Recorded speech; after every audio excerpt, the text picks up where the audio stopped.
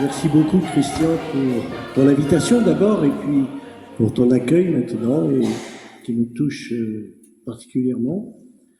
Je suis aussi heureux de retrouver la ville de Lyon, où je ne viens pas souvent, mais notre Église a vécu des moments importants et il y a dans l'assistance des gens qui, à l'époque, nous ont beaucoup aidés, m'ont beaucoup aidé pour mettre en place ces événements qui restent maintenant comme des sujets de reconnaissance dans ma mémoire. Mais reconnaissant aussi de retrouver d'autres visages qui ne sont pas forcément liés à Lyon, mais à une époque plus ancienne, lorsque j'étais à Saint-Étienne, et j'étais heureux de retrouver des camarades du club biblique et du club cathé, Henri et Christiane Lasserre, qui sont les enfants de Jean Lasserre, pour qui je garde aussi une immense gratitude. Et puis, quelques autres aussi, mais je ne vais pas nommer tout le monde, mais ça me tenait particulièrement à cœur de le dire maintenant. Je voudrais aussi m'excuser pour cette lampe qui est sans doute gênante pour vous, mais qui est liée à des problèmes de vue de plus en plus handicapants, il faut bien le dire, et qui oblige à ce que j'ai une luminosité parfaite, qui d'ailleurs ne parvient pas toujours à combler les déficits. Mais voilà, je vais quand même essayer de partager avec vous ces réflexions sur l'espérance. J'aime à dire que finalement, même si je ne vous apporte pas quelques lumières, je vous aurais moins apporté ma lampe, en espérant qu'elle ne vous gêne pas trop. Alors donc, le thème que nous avons retenu avec Christian, Oser l'espérance, ce titre qui a été retenu indique d'emblée, effectivement, comme quelqu'un me l'a déjà dit à l'entrée, que l'espérance est un défi. Et quel défi?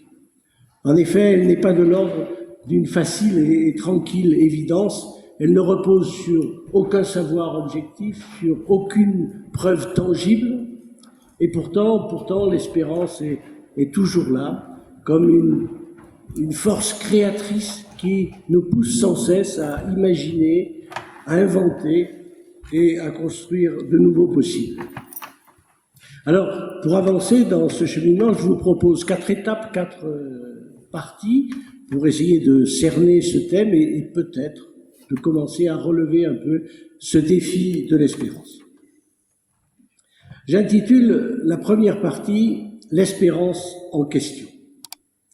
En effet, l'espérance a été de tout temps questionnée, interrogée, critiquée, suspectée et même parfois moquée, parce que considérée comme non crédible. Non crédible parce que constamment contredite en quelque sorte par la réalité, et notamment la réalité du mal. En effet, toute existence humaine est confrontée à un moment ou à un autre, de manière différente ou à des degrés divers, à l'énigme du mal. Et cette énigme survient souvent de manière imprévisible et brutale, de telle sorte qu'elle ferme notre horizon, ou en tout cas, elle l'obscurcit. De ce mal qui nous tombe dessus en quelque sorte, l'humain est très souvent responsable. Et l'apôtre Paul en désigne la source dans cette force obscure tapie en chacun, et qu'il décrit dans ce verset célèbre « Le bien que je veux, je ne le fais pas, et le mal que je voudrais faire, je le fais. » Ce qui, au passage, devrait nous garder de tout discours angélique sur la bonté de la nature humaine et de toute naïveté sur le mal dont l'humain est capable. Les militants de la CAT, comme tous les défenseurs des droits humains, le savent bien. Je ne vais pas faire ici la longue liste de tous les malheurs qui accablent l'humanité, qui accablent des vies personnelles, et pas davantage de toutes les tragédies qui déchirent notre histoire. Vous les connaissez aussi bien que moi. Mais ce qui est sûr, c'est que ces réalités douloureuses provoquent en nous des blessures et des fractures. Et nous éprouvons alors dans ces situations, nous les éprouvons comme autant de démentis à l'espérance, autant de manières de réagir difficilement par rapport à ces réalités qui viennent en quelque sorte contredire l'espérance. Autant de pourquoi qui altèrent notre confiance dans l'humain et notre désir pour demain. La Bible ne méconnaît pas ces réalités. Elle les met même dans la bouche du croyant quand il est en révolte et qu'il interpelle Dieu, jusqu'à ces paroles de Jésus sur la croix, « Mon Dieu, pourquoi m'as-tu abandonné ?» Et du coup, face à ces épreuves et à ces réalités du malheur, on a le sentiment que l'espérance est très vite perçue comme une illusion trompeuse. C'est pourquoi il n'a jamais manqué d'esprit critique ou sceptique pour considérer l'espérance comme un pur produit de l'imagination, comme un refuge illusoire qui ne prendrait pas réellement en compte les réalités et les malheurs de la terre. Beaucoup se souviennent des analyses de Karl Marx, bien sûr, qui critiquaient les religions, qui critiquaient le christianisme, considérant que leur espérance était, au fond, un opium pour le peuple. Mais il ne fut pas le seul. Bien d'autres ont reproché aux églises d'avoir réduit l'espérance qu'elles annonçaient à une consolation dans l'au-delà, quand ce n'était pas une récompense pour les souffrances subies pendant la vie terrestre. Ces questionnements, ces critiques même, ne sont ni illégitimes, ni infondés. J'aime à rappeler que Calvin lui-même dénonçait ces fuites hors du monde, quand on veut, et je le cite, disait-il, enfermer Dieu au ciel. La Bible ne méconnaît pas davantage la critique à l'égard de ces espérances trompeuses, notamment quand elle opère une distinction entre les faux et les vrais prophètes. Les premiers, les faux prophètes, ils sont dits faux parce qu'en fait, ils véhiculent de fausses idées de l'espérance. Ils refusent de regarder la réalité telle qu'elle est. Ils refusent de prendre en compte, on pourrait dire, la dureté du réel. Et finalement, ils disent au peuple ce qu'il a envie d'entendre, plutôt que de le rappeler à la fidélité à Dieu qui a engendré les difficultés qu'ils rencontrent. Comme si pour eux, pour les faux prophètes, l'espérance n'était pas un défi, mais un déni de la réalité existante. Les vrais prophètes, au contraire, sont ceux qui regardent cette réalité en face et qui rappellent aussi au peuple ses responsabilités, c'est-à-dire, au lieu de lui dire ce qu'il a envie d'entendre, ils ne le bercent pas d'illusions et les replacent devant leurs responsabilités. Et j'ajoute que, aujourd'hui encore, il y a dans notre société des mouvements plus ou moins spirituels qui circulent et qui finalement nous demandent de rester positifs en toutes circonstances, avec des injonctions assorties parfois de techniques et de recettes pour garder le moral. Ça va, vous allez voir, ça va pas durer, ça va finir. Et puis le fameux que l'on entend partout, vous allez rebondir. De telles paroles, lorsqu'elles sont dites à des hommes et des femmes qui sont confrontés au malheur, sont inaudibles. Et elles ne sont rien moins que des impostures face à ces réalités. Mais si l'espérance a été aussi effacée, enfouie, oubliée, c'est aussi à cause des promesses non tenues, des religions et des idéologies séculières. En effet, les églises et les mouvements religieux, il faut bien le reconnaître, n'ont pas toujours su être à la hauteur des espérances qu'elles portaient. Leurs divisions, leurs conflits, leurs raidissements doctrinaux ou moraux, leurs dérives fanatiques, les scandales en leur sein, et on peut dire qu'en ce moment, nous en savons quelque chose, sont autant de repoussoirs pour des hommes et des femmes qui cherchent des raisons de vivre, de croire et d'espérer. Il faut ajouter que la sécularisation a sans doute contribué encore grandement à tarir les sources religieuses de l'espérance.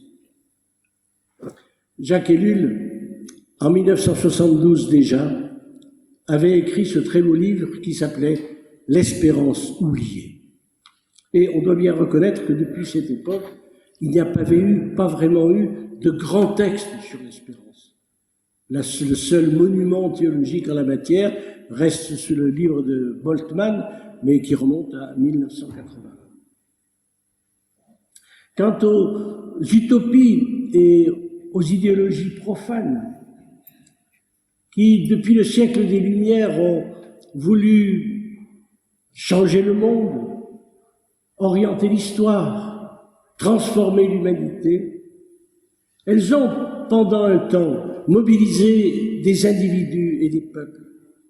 Mais il faut bien reconnaître aujourd'hui que la confiance dans la science, dans le progrès, la confiance qui a existé à un moment, ou l'enthousiasme pour le marxisme ou pour le libéralisme, ne répondent plus aujourd'hui aux attentes. Et qu'elles ont plutôt, ces grandes idéologies, laissé des échecs et que les promesses qu'elles portaient ont été dévoyées et déçues, parfois cruellement. La société de consommation, qui a pu un moment faire illusion pendant les 30 Glorieuses, ne n'est pas parvenue à procurer durablement le bonheur, ni un sens à la vie. Le monde est resté en quelque sorte sans avenir, sans espérance, et même durablement déchiré par les horreurs de la Shoah, du Goulag et autres totalitarismes. Alors c'est une banalité de le dire, mais il faut le redire. Quand l'espoir a été déçu, la désillusion est telle que l'on ne croit plus, comme on disait, au lendemain qui chante, ni aux avenirs radieux. Car on ne revient jamais indemne des espérances que l'on a perdues. Mais s'il y a, comme je viens de les évoquer, des facteurs anciens ou récurrents qui rendent problématique l'espérance, il faut bien reconnaître que aujourd'hui, il y a des causes plus actuelles qui contribuent encore plus à son effacement, à sa mise en question, voire à son oubli. Ce qui m'amène à ma deuxième partie, que j'intitule « La crise actuelle de l'espérance ». Si j'analyse maintenant ces causes un peu longuement, c'est parce que je pense qu'il n'est pas possible de parler de l'espérance sans faire en quelque sorte cet inventaire, c'est-à-dire en ne prenant pas réellement en compte la réalité, comme le faisaient les faux prophètes, la réalité complexe, difficile, douloureuse, on va y venir, dans laquelle l'espérance est appelée éventuellement à s'inscrire. Et j'énumère maintenant, je parcours une série de causes, et je commence par les causes économiques et sociales. Elles se sont encore accrues, bien sûr, ces derniers temps, à cause notamment de la crise sanitaire, à cause de l'inflation, à cause des soubresauts géopolitiques. Et bien sûr, ce sont les plus démunis qui sont les premiers et le plus impactés, même si je le dis au passage que ce ne sont pas toujours eux que l'on voit et que l'on entend le plus. Ce qui est sûr, c'est qu'il est des seuils d'injustice insupportables, avec lesquels quand l'espérance n'est plus possible, ne peut plus exister, parce qu'on n'en a plus la force. Ainsi, interroge la philosophe Judith Butler, quelle vie bonne espérer? Quand on sent qu'on n'a plus aucun pouvoir pour diriger sa vie, quand on n'est même pas sûr d'être encore en vie. Ces formes dramatiques de pauvreté, de précarité, d'exclusion, génèrent des peurs de déclassement, des sentiments de rejet et d'impuissance, des craintes qui, pour être parfois irrationnelles, n'en sont pas moins bien réelles. Du coup, derrière les demandes matérielles, on perçoit aussi des demandes que j'appelle qualitatives, correspondant à des détresses qualitatives. Celles et ceux qui travaillent dans le champ humanitaire et dans la diaconie le savent bien. Ils les connaissent bien, ces attentes. Attentes affectives, besoins spirituels, soif de reconnaissance, demande d'écoute tout simplement, d'hommes et de femmes qui bien sûr ont des demandes matérielles, mais qui sont des hommes et des femmes fragilisés dans tout leur être, et pas seulement sur le plan matériel. Parce qu'en fait, bien des analyses l'ont montré, mais je me réfère là particulièrement à un sociologue qui s'appelle Alain Ehrenberg, et qui dit que nous vivons dans une société durement compétitive, où domine ce qu'il appelle le culte de la performance. L'individu est alors sommé, tenu d'assurer, ce mot on le retrouve beaucoup, d'assurer dans tous les domaines. Il se désespère alors, voire se culpabilise parfois de ne pas être à la hauteur des résultats que l'on attend de lui, et parfois aussi des objectifs qu'il se donne à lui-même, à tel point qu'il en vient à douter de sa propre valeur, jusqu'à perdre l'estime de soi. S'exprime alors un sentiment de non-reconnaissance et d'humiliation qui a été si bien analysé dans son livre par Olivier Abel. D'autant que l'individualisme dans notre société fait des ravages. On peut noter même que le narcissisme est par certains auteurs revendiqué comme légitime et nécessaire. Mais on voit bien que plus une société accorde d'importance, d'autonomie à un individu, plus cette société devient épuisante pour lui. Parce que l'individu est renvoyé à sa propre solitude, nourri souvent de méfiance et parfois de peur à l'égard de l'autre différent, sur fond de mondialisation redoutée. Ainsi, il me semble que nous atteignons un seuil où cet individualisme risque de se retourner contre l'individu lui-même. Car cet individualisme-là, ce n'est plus l'individualisme émancipateur, ce n'est plus l'individualisme des Lumières, ce n'est plus l'individualisme de l'autonomie, ce n'est plus l'individualisme des grandes espérances. C'est trop souvent l'individualisme de l'égoïsme, mais aussi, en revers, l'individualisme de la perte, de la désaffiliation, de la crise du lien, du déliement et du délitement du tissu social, de l'affaissement des solidarités, de la perte de vue et de l'oubli du bien commun. Ce qui fait dire à Marcel Gauchet, quand il analyse cet individualisme contemporain, que la société d'après la religion, comme il l'appelle, est psychiquement épuisante pour les individus, car plus rien ne les secourt, ni ne les appuie plus. C'est au fond une véritable crise du sens que nous traversons. Le sens à la fois comme signification, quel est le sens de mon travail, quel est le sens de mes engagements, quel est le sens de mon existence, mais aussi le sens comme direction, quelle est la visée de ma vie, quelle est la finalité de mon existence.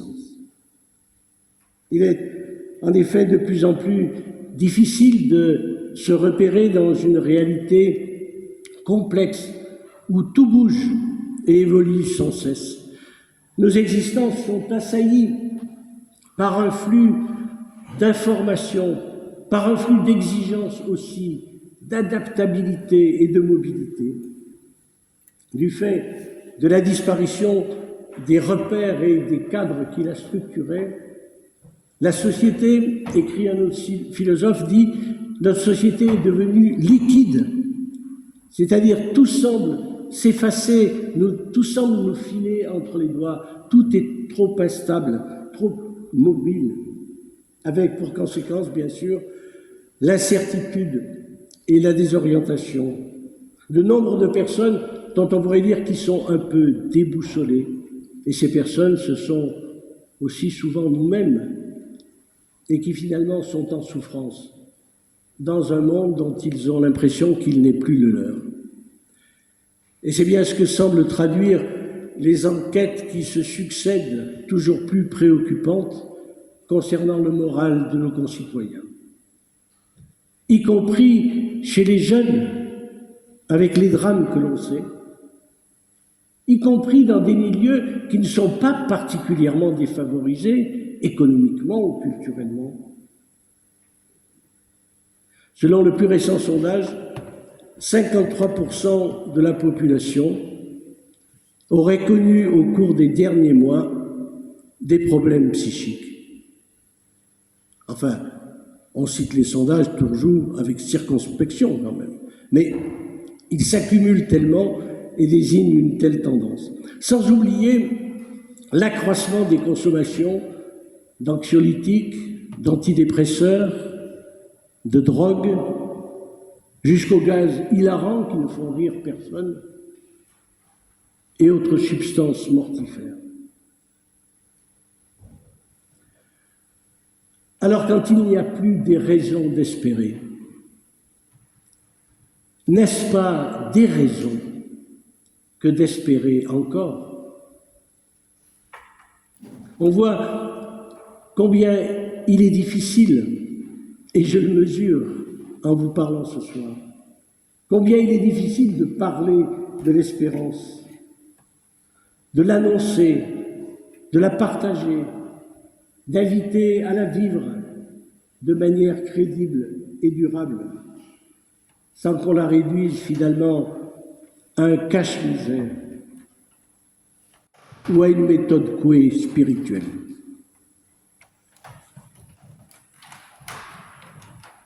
Pour avancer dans ce qui pourrait bien ressembler à une impasse, il me semble qu'il importe d'assumer, et c'est ce que je voudrais développer maintenant dans ma troisième partie, il importe d'assumer le caractère paradoxal de l'espérance. Ce caractère paradoxal de l'espérance réside dans le fait qu'elle n'a pas pour terreau une béate illusion ou une fuite hors de l'histoire, mais que l'espérance, si elle est l'espérance, a pour terreau le sol endurci et aride des souffrances de la terre. Et ce qui survient alors devant ces réalités douloureuses, ce n'est pas l'espérance. Ce qui survient d'abord, c'est le découragement, c'est le sentiment d'impuissance, c'est la résignation, c'est la colère ou la révolte, souvent aussi stérile. Donc, ce qui s'ouvre alors, c'est le désespoir.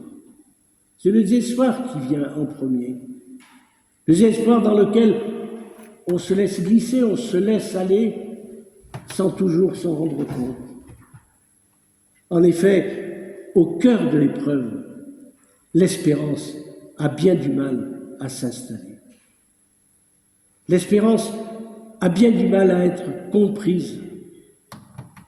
L'espérance a bien du mal à être reconnue et accueillie.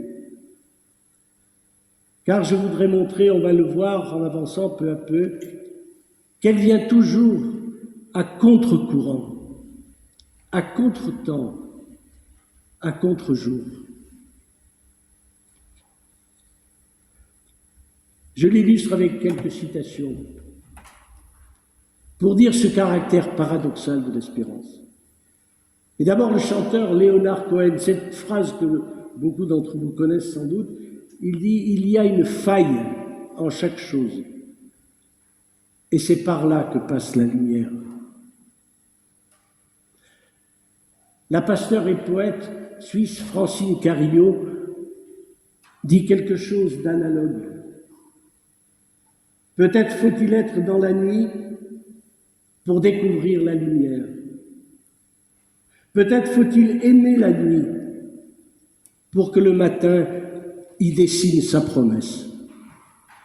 Et puis j'ai trouvé un autre texte, dans un tout autre horizon de pensée que ce dernier, dans un très beau texte de Christiane Taubira, qu'elle avait publié à l'occasion de la parution d'un livre il y a déjà quelque temps dans le journal Le Monde, et elle fait l'éloge de la nuit comme étant le lieu symbolique et privilégié de la résistance au mal.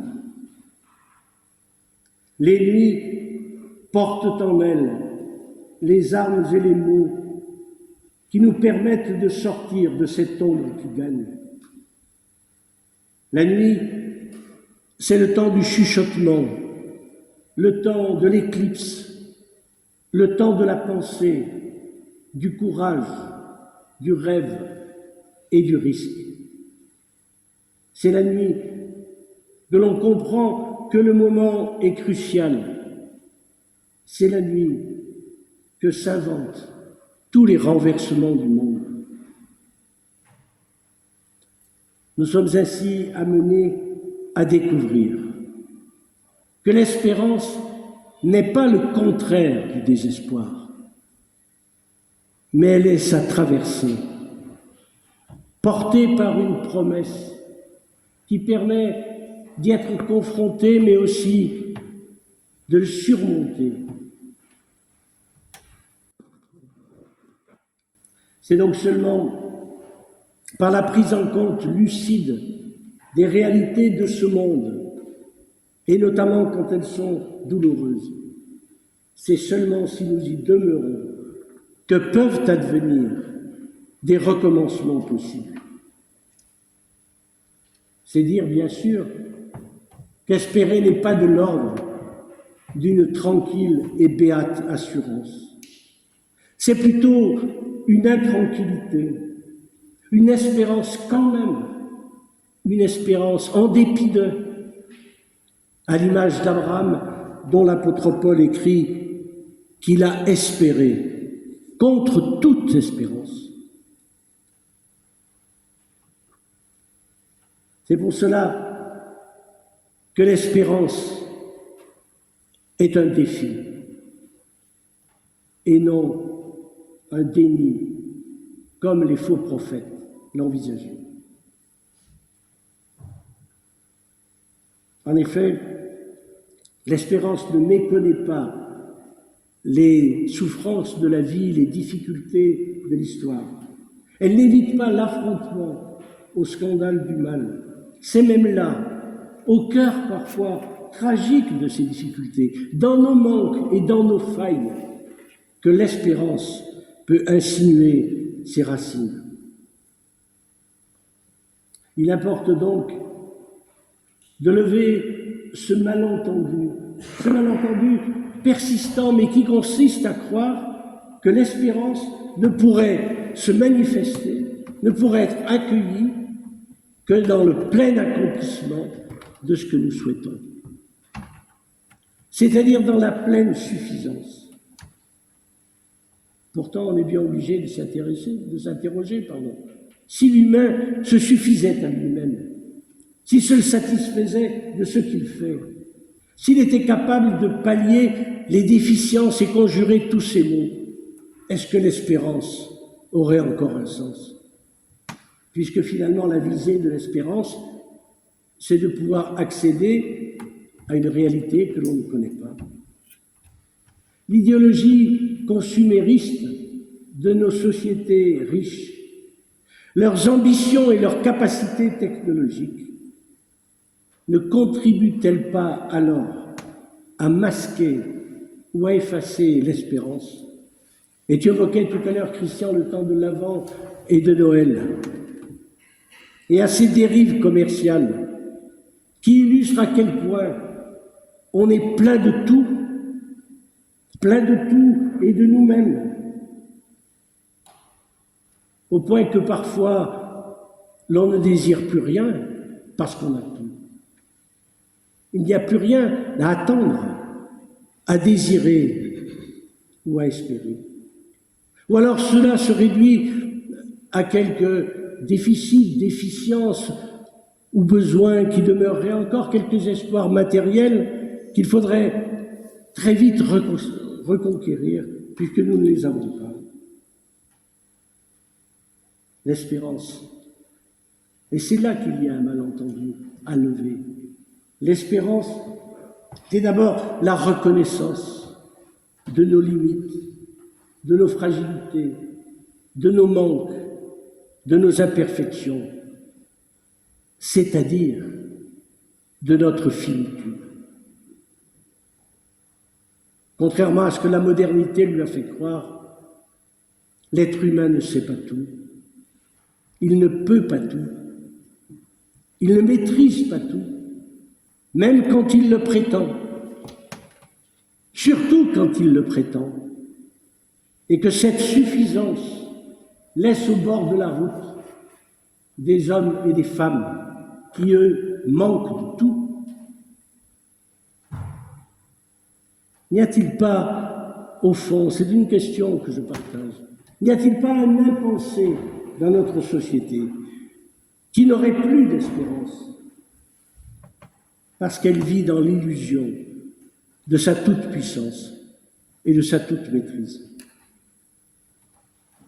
Alors pour nous décaler un peu, pour faire un pas de côté, comme on dit aujourd'hui, je vous propose de faire un petit détour par la psychologie et par la psychanalyse notamment, où on y apprend que le désir humain ne se loge pas dans l'accomplissement des besoins. C'est même là, paraît-il, qu'il s'éteint. C'est dans le manque, dans la frustration, dans la quête, que peut advenir une parole de désir, c'est-à-dire déjà une forme d'espérance. Alors, pour illustrer mon propos, je vous raconte une petite histoire en forme de parabole. C'est aussi un texte que j'ai trouvé dans mon journal. Des parents avaient un enfant qui ne parlait pas, sans que médecins et psychologues ne trouvent d'explication. Le père et la mère s'étaient résolus à ce silence. Un jour, alors que tout le monde était à table, le garçon prononça très distinctement ces mots : « Passez-moi le sel, s'il vous plaît. » Bouleversés, les parents lui demandèrent pourquoi il était resté muet pendant toutes ces années. Il répliqua : « Parce que jusqu'ici, tout était parfait. » Ainsi, c'est de l'incomplétude, nous dit ce texte. C'est de l'incomplétude que naît une relation de parole et une parole d'espérance qui fait place à l'autre, qui fait place à de l'autre dans sa vie. Et cette petite parabole peut faire penser à une autre, la parabole dite de l'enfant prodigue. On y voit que le besoin de tout consommer ont conduit ce fils à une vie littéralement hors de sens. Le terme grec employé signifie sans espoir de salut, une vie désespérée et désespérante. Et il pense alors à ce père qui désormais n'est plus l'objet de son désir, et en tout cas pas de son besoin, puisqu'il lui a déjà tout donné. Il a comblé de tout sur le plan matériel, il lui a donné toute sa part d'héritage. Mais il se souvient maintenant de lui, et il le désire alors, comme un sujet aimant et espérant, qui seul peut lui permettre de revenir dans le monde des vivants. Cette parabole fait transition vers un point que je voudrais maintenant un peu développer pour démontrer à quel point l'espérance est tout aussi paradoxale lorsqu'il en est question dans la Bible.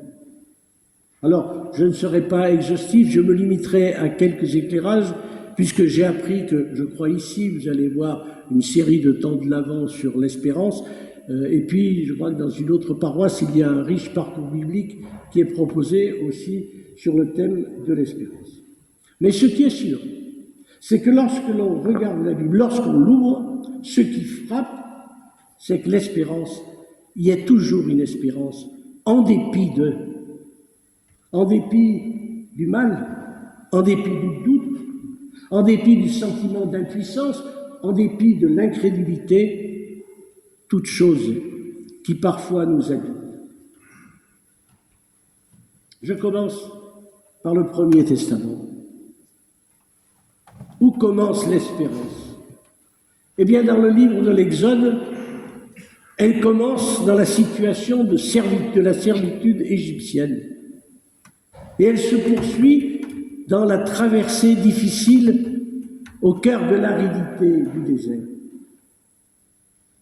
Mais une espérance du coup bien fragile, parce que dans ce désert, le peuple a soif et il a faim. Et à plusieurs reprises, si vous relisez ce livre, vous verrez qu'il a envie de renoncer à l'espérance de la terre promise qu'il ne connaît pas pour revenir en arrière vers l'espoir dérisoire et tragique de la servitude égyptienne.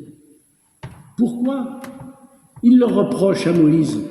Parce qu'ici, nous n'avons pas à manger, mais là-bas, au moins, nous avions de quoi manger, et même, et ça ne manque pas du bourgeois, nous avions des lieux pour enterrer nos morts, pour enterrer l'espérance, en somme. La consommation, toujours.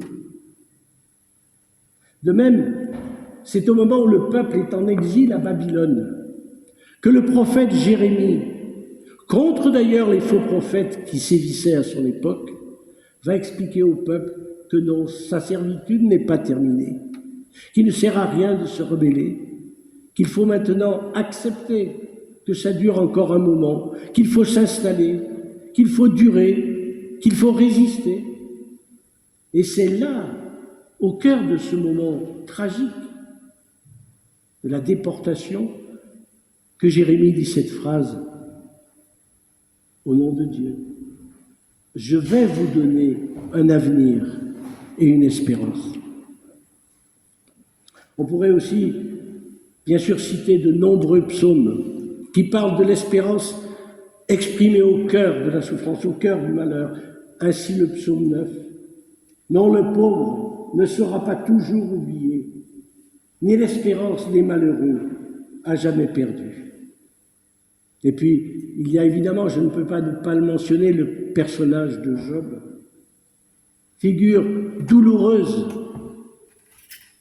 et en même temps tellement exemplaire qu'elle appartient au patrimoine de l'humanité, parce qu'il est le témoin paradoxal de la révolte contre le mal inexplicable et en même temps le témoin paradoxal de l'accueil d'une espérance inexpliquée. Quand j'espérais le bonheur, c'est le malheur qui est venu. Je m'attendais à la lumière, et c'est la nuit qui est venue.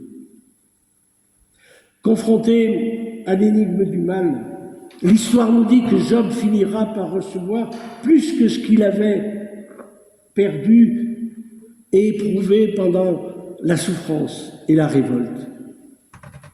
Mais en même temps, il y a un point à la fois central et douloureux.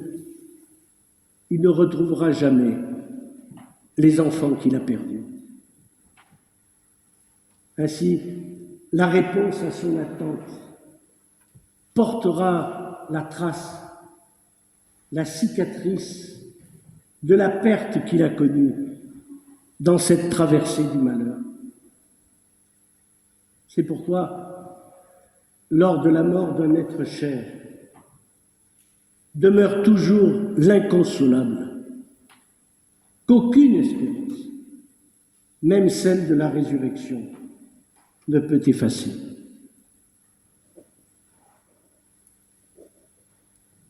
On retrouve un même paradoxe dans les textes du Nouveau Testament. Étonnamment, l'espérance qui est d'abord annoncée à ceux qui sont malheureux, à ceux qui sont faibles, à ceux qui sont fragilisés, à ceux qui sont pauvres, avec ce texte tellement fort et emblématique des béatitudes. Non pas pour les enfermer dans le malheur, mais pour leur donner la force de résister. Heureux, c'est cet appel adressé aux affamés, aux persécutés pour la justice, aux pauvres. En marche, traduit Chouraki, remettez-vous debout, redressez-vous. D'autant que ces visages des petits, qui sont les premiers récipiendaires de l'espérance, renvoient tous au visage du Christ, venu précisément habiter la condition humaine pour témoigner de l'espérance paradoxale d'un Dieu, tellement paradoxale, puisqu'il se révèle dans l'humiliation d'un crucifié. Espérance folle, espérance scandaleuse, dira l'apôtre Paul, espérance paradoxale d'un Dieu qui partage tous les désespoirs et tous les abandons de l'humanité. Je viens d'évoquer la résurrection.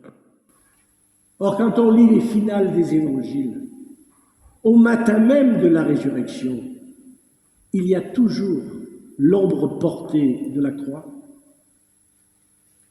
L'évangéliste Jean dit qu'il fait encore sombre, et Marie pleure. Ailleurs, les femmes ont peur. Les disciples sont habités par le chagrin, mais aussi par les doutes, par les questions, par l'incrédulité. Tous éprouvent la réalité douloureuse de l'absence. Ainsi, l'espérance chrétienne n'évite pas l'affrontement au scandale du mal. Elle passe même par la prise en compte du tragique de la condition humaine. Et pour l'exprimer, je voudrais rappeler ici une parole de Luther tellement étonnante. Luther écrit « Le croyant vit toujours dans un désespoir confiant. » Par cet oxymore étonnant, Luther rappelle à cette lucidité sur la réalité de l'humanité, sur la réalité de l'histoire, sur la réalité du monde tel qu'ils sont. Et en même temps, il dit cette confiance, cette promesse de Dieu qui permettra et qui donnera la force de surmonter et de transformer cette réalité.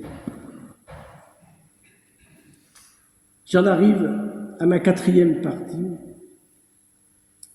que j'ai intitulée « Espérer, c'est habiter le temps dans sa durée ». Ce qui implique d'abord de vivre l'espérance comme une attente. Et c'est pourquoi, en effet, ce thème est tout à fait bienvenu en ce temps de l'Avent, qui est le temps de l'attente. Une attente toute relative, puisque dans notre société consumériste, Noël a déjà commencé au mois d'octobre.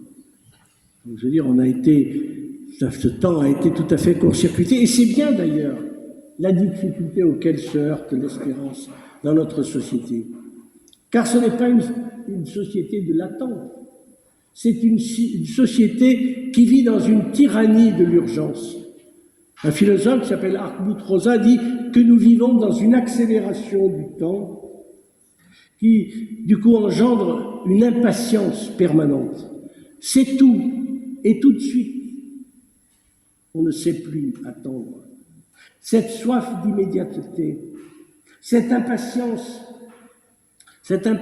des résultats à obtenir que nous-mêmes éprouvons parfois dans nos propres vies personnelles et aussi dans nos propres engagements ecclésiaux ou autres, nous sommes toujours impatients d'atteindre les résultats.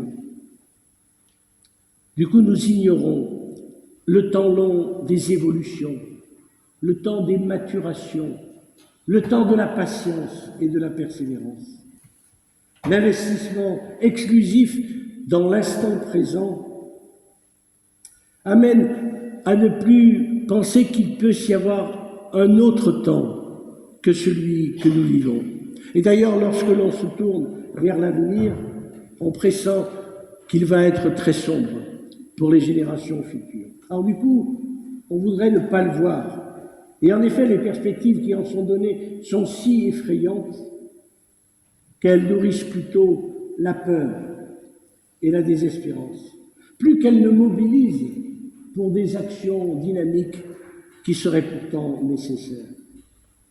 Du coup, notre société semble ne plus rien attendre, ni un temps autre, ni un autre temps. Comme si l'avenir n'était plus porteur d'un possible à envisager et à construire. Et je me souviens, comme un symbole, de cette banderole du mouvement des Gilets jaunes qui est resté encore longtemps après accrochée sur un rond-point près de mon village, où était inscrit ce bout de phrase « Notre futur n'a pas d'avenir ». N'y a-t-il pas derrière ces propos désenchantés et désabusés le reflet d'une terrible désespérance? Le mot d'ordre aujourd'hui semble bien être « on n'attend plus rien ». Sinon le pire. Or, ne plus rien attendre, ce n'est plus espérer. Ne plus avoir de projet, ce n'est plus espérer. Car l'espérance a à voir avec l'attente, c'est même d'une certaine façon attendre l'inespéré. Il est assez intéressant, il est même très intéressant, de constater qu'en hébreu biblique, comme d'ailleurs dans d'autres langues comme l'espagnol, c'est un même verbe qui peut être traduit par espérer et attendre. C'est le même verbe. Et de surcroît, la racine hébraïque de ce verbe, c'est un mot qui signifie le cordon, le fil, le lien, ce qui attache et qui rattache. Cela signifie alors que cette attente qu'est l'espérance chrétienne n'est pas une simple éventualité. Ce n'est pas une attente flottante et incertaine. Ce n'est pas une attente qui n'aurait pas de but, mais c'est une attente qui est accrochée, qui est arrimée à une promesse à laquelle on croit et qui nous tourne vers ce qui n'existe pas encore, qui est encore à venir et dans laquelle on met notre confiance, même si cela paraît impossible, même si cela paraît difficile à concevoir et encore moins à voir. C'est pourquoi l'apôtre Paul rappelle avec beaucoup de sagesse que voir ce que l'on espère, ce n'est plus espérer.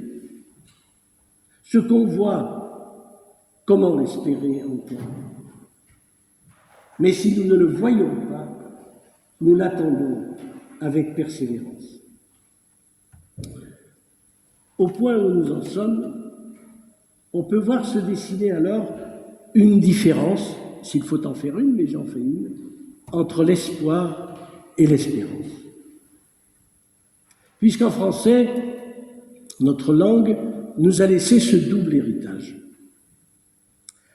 Et je crois que c'est bien d'avoir ces deux mots, parce qu'ils distinguent bien les choses.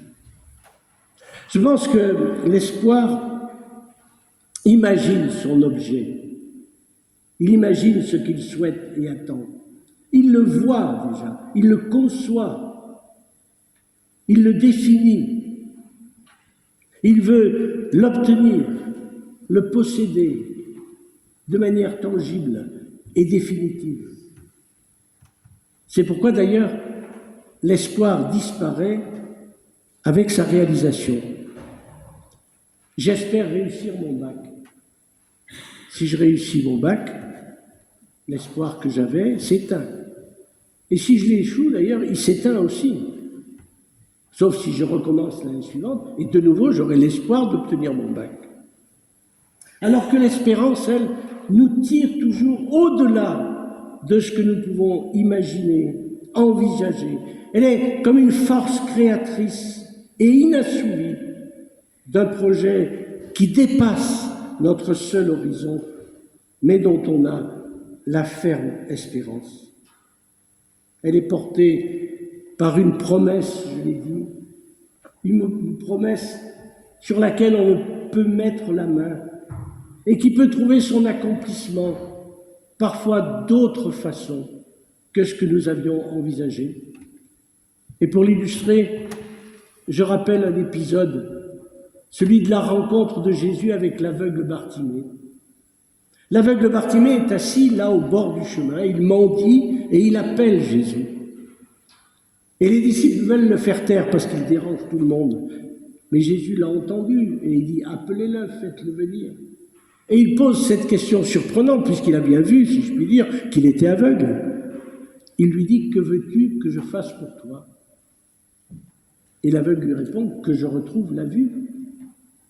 Et Jésus lui dit « Va, ta foi t'a sauvé ». Bartimée voulait retrouver la vue, c'était son espoir. Et il l'obtient. Il voulait retrouver la vue, mais c'est la vie que Jésus lui donne. Une autre vie, une vie nouvelle possible, portée par l'espérance du salut. Va, ta foi t'a sauvé. L'espérance désigne une réalité qui est toujours au-delà de ce que nous pouvons envisager. L'espérance ne repose sur aucune maîtrise concernant ce que nous souhaitons, ce que nous voudrions. Et pour le redire d'une autre manière, plus belle que ce que je pourrais dire, je rappelle une phrase de Frédéric Boyer dans un très beau livre qui est une méditation sur l'espérance que je vous recommande, qui s'appelle « Là où le cœur attend ». C'est l'espérance d'un homme qui a touché le plus profond de la dépression. Et à un moment, il a cette phrase « Espérer, c'est recevoir sans posséder. » Espérer, c'est recevoir sans posséder. Ce que nous recevons, ce n'est pas le résultat tel que nous l'avions pensé, défini, conçu. Ce que nous recevons, c'est une promesse. Et c'est pourquoi le théologien et pasteur Paolo Rica aimera à dire que la promesse de Dieu est le moteur de l'espérance. Je cite ici quelques lignes. Il dit « L'espérance, écrit-il, c'est partir vers un ailleurs promis. On ne s'accommode plus de la réalité. On la met en question au nom de l'espérance. On veut la dépasser.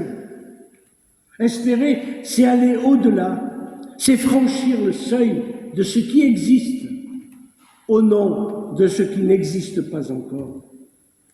La promesse nous tire toujours vers un ailleurs, vers un autre monde.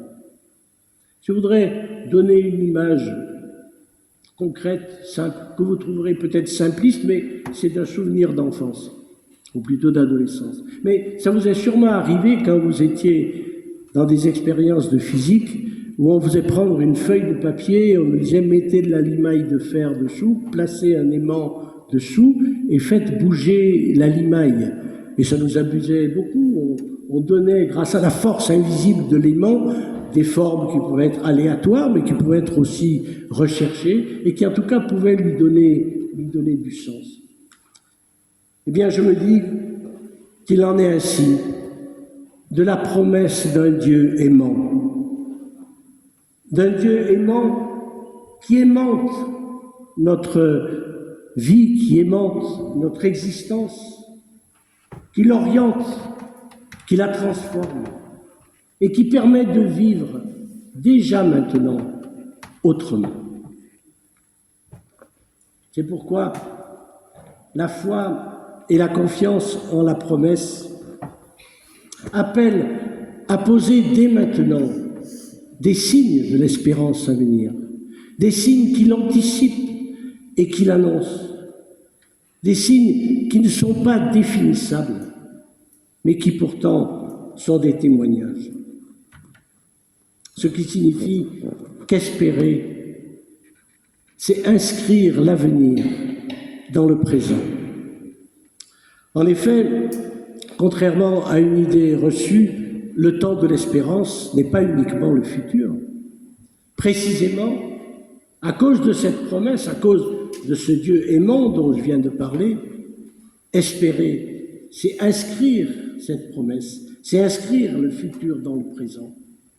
Loin d'être une fuite illusoire hors du monde, hors des dures réalités de l'histoire, l'espérance appelle à ouvrir des possibilités nouvelles, ici et maintenant.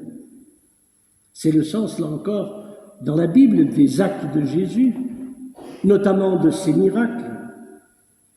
Jésus est appelé par des êtres humains en situation de souffrance, en situation de privation, la maladie, la paralysie, la faim, la mort. Ils appellent Jésus.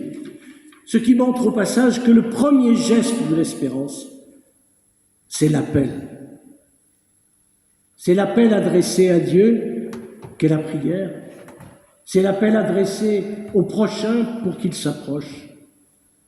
Et Jésus répond à ces appels, comme il a appelé l'aveugle Bartimée. Eh bien, il en est de même pour nous. Nous sommes nous aussi confrontés à ces situations-là. Des hommes et des femmes nous appellent, ou nous-mêmes nous appelons d'autres personnes. Nous sommes dans la même situation. Eh bien, à travers nos engagements, nous sommes appelés à être des témoins de cette espérance qui nous dépasse.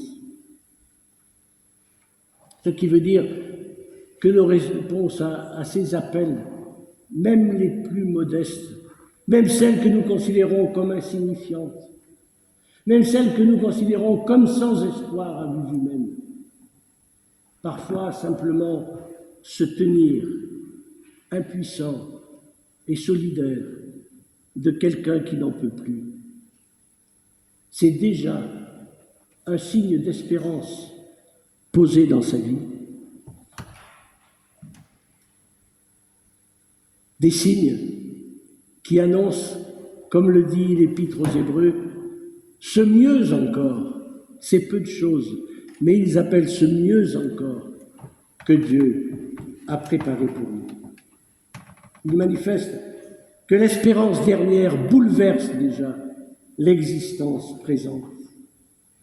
Ils témoignent qu'il y a un lien, qu'il y a un cordon qui nous tient à cette promesse et qui nous dit que rien désormais, à cause de cette promesse, rien désormais n'est irrévocable, c'est-à-dire précisément ce qui ne peut plus être appelé.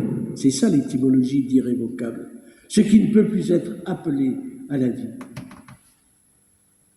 De tels signes qui sont posés ne sautent pas toujours aux yeux. Et pourtant, ils existent, ces miracles du quotidien. Même s'ils sont souvent enfouis dans l'indifférence ou dans le silence, notamment des médias qui préfèrent le buzz de la litanie des malheurs du monde. Il est important alors de les discerner, ces miracles. Il importe d'en témoigner, il importe de les reconnaître, il importe de les annoncer, afin de faire de cette espérance une espérance contagieuse qui annonce à chacun que rien désormais, à cause de la promesse de Dieu, rien désormais n'est irrévocable. J'ajoute que cette promesse n'a pas seulement une dimension individuelle dans la Bible, elle a aussi une dimension collective que parfois nous avons tendance à perdre de vue. Elle ne concerne pas que des individus, mais elle concerne la création tout entière. l'humanité tout entière, elle concerne notre société, le monde qui nous entoure, ce qui signifie que ces gestes d'espérance que j'évoquais tout à l'heure peuvent avoir un impact et une dimension sociétale, écologique et même politique. Il y en aurait beaucoup, citer l'épître de Pierre. Nous attendons, selon la promesse, des nouveaux cieux et une nouvelle terre où la justice habitera. Cette attente confiante d'un autre temps peut faire déjà de notre monde un temps autre. C'est dire en terminant ce parcours que l'espérance, et je pense que vous l'avez perçu dans mon propos, que l'espérance a forcément à voir avec notre relation à l'autre, à ce qu'on appelle aujourd'hui l'altérité. Actuellement pourtant tellement oubliée et malmenée dans notre société. Car en effet, on ne peut espérer sans le souci des autres, sans la volonté de vivre avec les autres. On ne peut espérer sans l'envie de construire un monde autre, sans le désir d'un autre avenir. On ne peut espérer sans la foi en une promesse tout autre qui nous dépasse et nous déplace, c'est-à-dire sans spiritualité.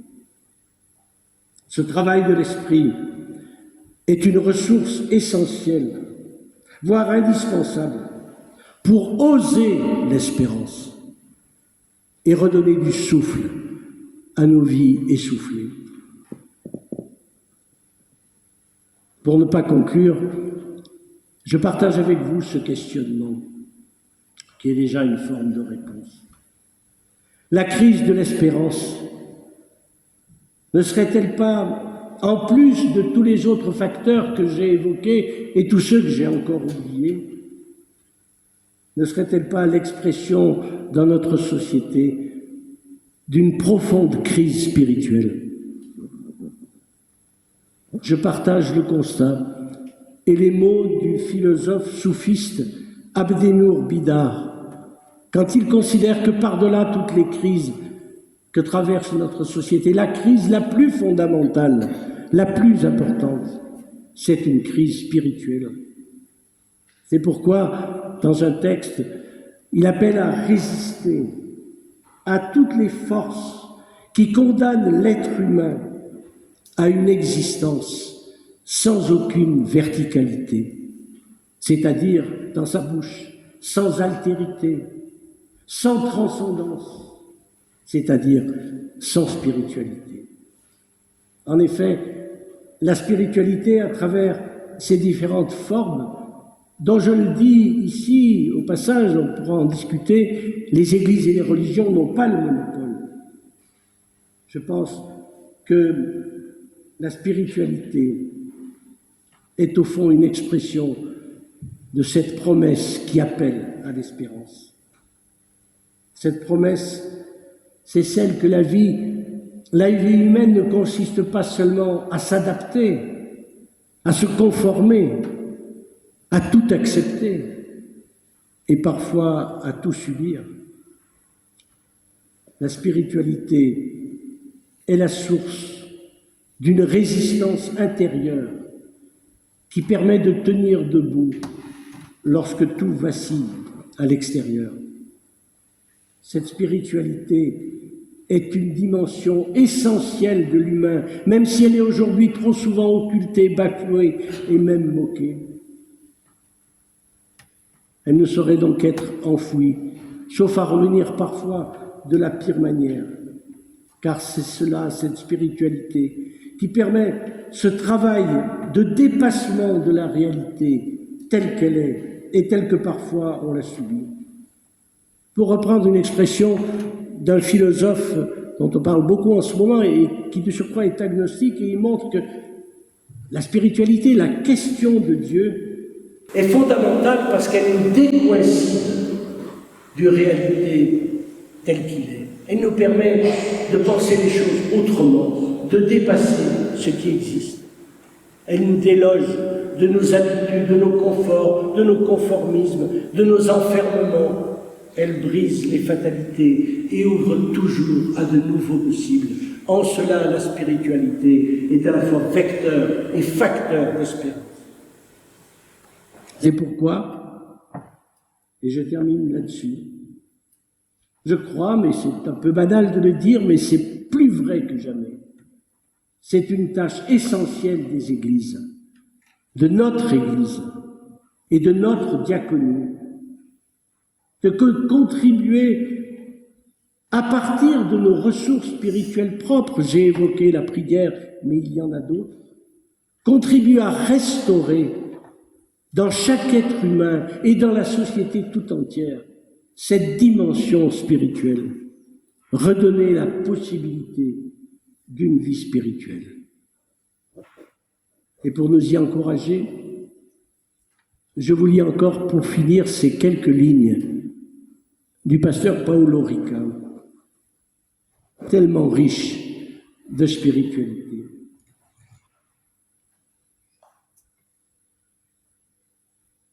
Il ne faut pas craindre de trop espérer. Il faut uniquement craindre d'espérer trop peu. L'espérance est un long chemin, long comme notre vie, plus long que notre vie. On n'a jamais fini d'espérer. Mais parce que l'on ne reçoit pas ce que l'on voudrait, non. C'est parce qu'il y a toujours un autre avec qui et pour qui espérer. Je vous remercie.